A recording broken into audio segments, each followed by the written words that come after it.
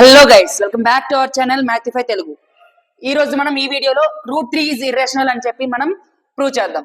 So first √3 is irrational అని prove చేయాలంటే √3 ని మనం రేషనల్ అని చెప్పి అజ్యూమ్ చేసి మనం తీసుకునే అజంప్షన్ రాంగ్ అని ప్రూవ్ చేస్తాం అనమాట using contradiction method. So let us assume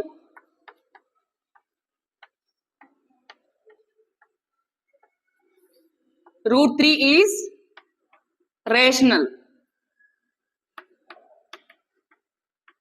√3 ని రేషనల్ నెంబర్ అనుకుంటున్నాం. √3 రేషనల్ నెంబర్ అంటే మనకి ఏం తెలుసు? √3 can be written in the form of p/q where p and q are integers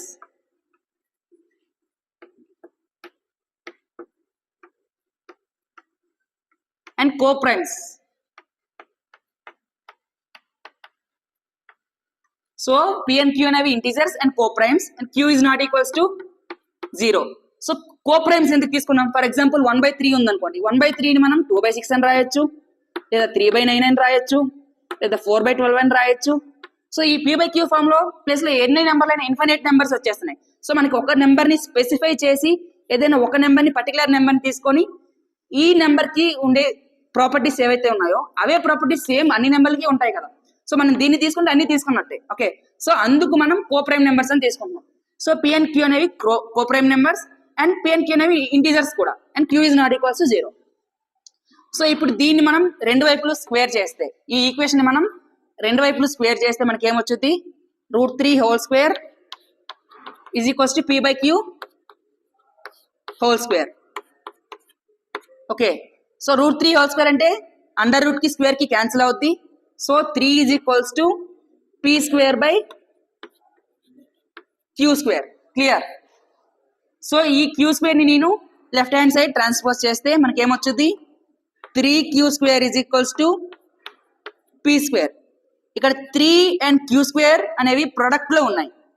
ఏవైనా రెండు నెంబర్లు ప్రొడక్ట్ లో ఉంటే ఆ రెండు నెంబర్లు వచ్చిన ఆన్సర్ ని ఖచ్చితంగా డివైడ్ చేస్తాయి. ఫర్ ఎగ్జాంపుల్ 3 × 5 అని ఉందనుకోండి, 3 × 5 ఈజ్ ఈక్వల్స్ 15 అని మనకు తెలుసు. సో ఇక్కడ 3 అనేది 15 ని డివైడ్ చేస్తుంది, 5 అనేది 15 ని డివైడ్ చేస్తుంది. లేదా 3 × 7 అని ఉందనుకోండి, 3 7s are 21 అని మనకు తెలుసు. సో 3 అనేది 21 ని డివైడ్ చేస్తుంది, 7 అనేది 21 డివైడ్ చేస్తుంది. సో ఈ విధంగా ఏవైనా రెండు నెంబర్లు ప్రొడక్ట్ లో ఉంటే రెండు నెంబర్లు ఖచ్చితంగా రైట్ హ్యాండ్ సైడ్ ఉండే నెంబర్ ని డివైడ్ చేస్తాయి. సో దాని ప్రకారం మనం ఏమని రాసుకోవచ్చు? 3 divides p² అని రాసుకోవచ్చు.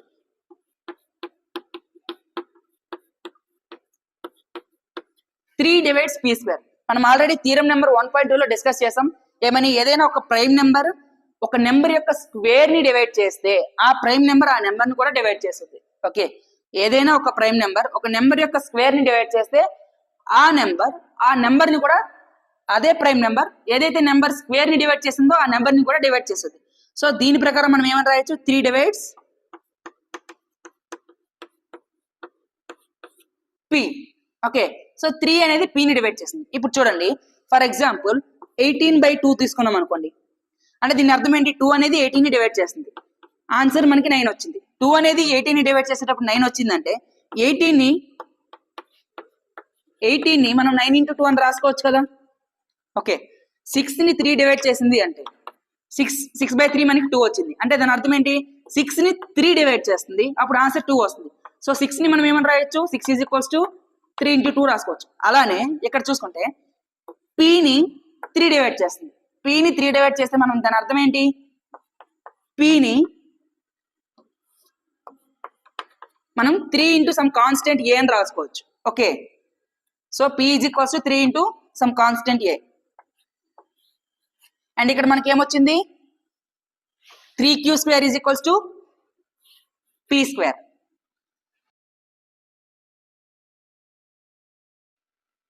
సో ఫస్ట్ ఈక్వేషన్ మనకి ఏమొచ్చింది? 3q² is equals to p² and p is equals to 3 × some constant a అని మనకి ఈ రెండు ఈక్వేషన్స్ వచ్చాయి. ఈ ఈక్వేషన్ ని దీంట్లో సబ్స్టిట్యూట్ చేస్తే ఈక్వేషన్ నెంబర్ 1 అనుకుందాం, 2 అనుకుందాం. సో 2 ని 1 లో సబ్స్టిట్యూట్ చేస్తే మనకి ఏమొచ్చుద్ది? 3q² is equals to p², p plus లో 3a హోల్ స్క్వేర్. సో మనకి ఈ స్క్వేర్ అనేది డిస్ట్రిబ్యూట్ అవుద్ది. So 3q² is equals to 3² into a square, nothing but 9a square. Okay, so దీన్ని బట్టి మనకి ఏం తెలుసు, q square is equals to ఈ 3ని రైట్ హ్యాండ్ సైడ్ ట్రాన్స్ఫర్ చేస్తే q square is equals to 9a square by 3. This implies q square is equals to 3a square. Clear. So మనకి ఏమొచ్చింది, q square is equals to 3a square అని వచ్చింది. అంటే దాని అర్థం ఏంటి, దాన్నే మనం 3a square is equals to q square అని రాయొచ్చు కదా.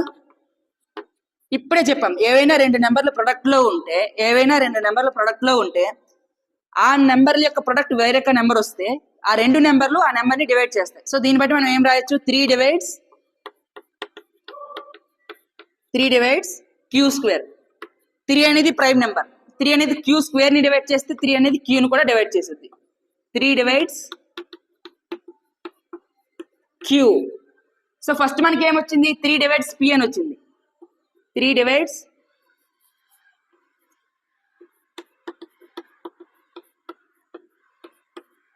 సో ఫస్ట్ మనకి 3 divides p అని వచ్చింది, ఇప్పుడు 3 divides q అని వచ్చింది. సో 3 అనేది p కి q కి కామన్ ఫ్యాక్టర్. 3 is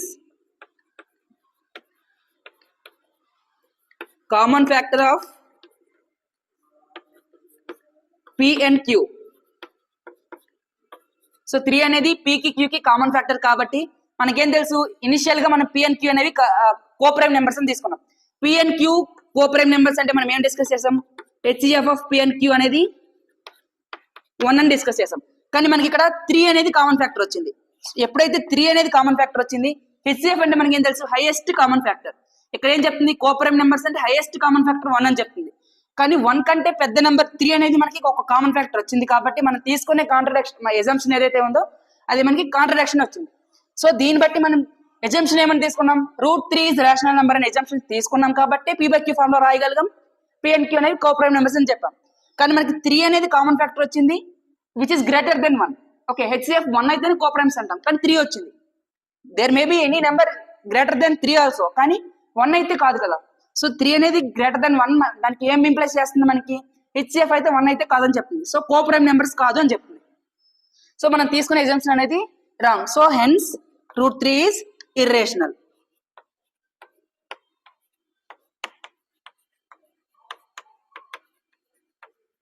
సో ఇది √3 ఇర్రేషనల్ అనేది ప్రాబ్లం కి సొల్యూషన్ అన్నమాట. సో మీకు ఈ ప్రాబ్లం లో లేదా ఈ ప్రూఫ్ లో ఈ థియరం లో మీకు ఏమైనా డౌట్స్ ఉంటే కామెంట్ బాక్స్ లో కామెంట్ చేయండి అండ్ ఈ వీడియోని మీ ఫ్రెండ్స్ కి షేర్ చేయండి. And thank you for watching this video.